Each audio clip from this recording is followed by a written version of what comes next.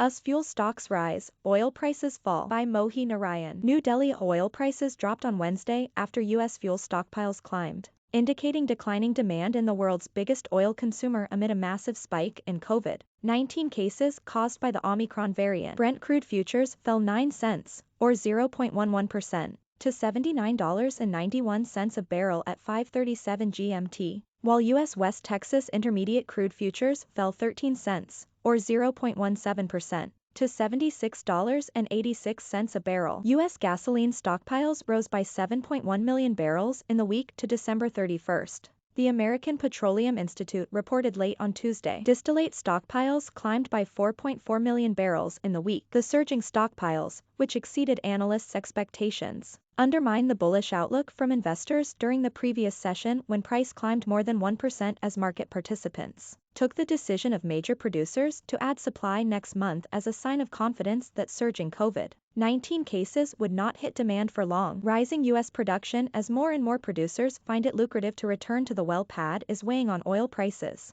Sugandha Sachdeva, vice president of commodities research at Religer Broking said. Meanwhile, the Organization of the Petroleum Exporting Countries, Russia and allies, together called OPEC+, on Tuesday agreed to add another 400,000 barrels per day of supply in February, as it has every month since August. The decision to stick their output increase reflected the group's view that Omicron will only have a short-lived impact on global energy demand. 2 consecutive days of strong gains have put crude in overbought territory, said Vandana Hari, founder of Vanda Insights, provider of oil market analysis. Market sentiment will continue to seesaw, Hari said. On the one hand, there may be growing hope that the Omicron variant may herald COVID-19's shift from pandemic to a more easily manageable disease, at least in the highly vaccinated parts of the world. But on the other, prices may be hit by a sobering realization that countries remain on high alert, and governments are not ready to relax restrictions as long as infections are spiking.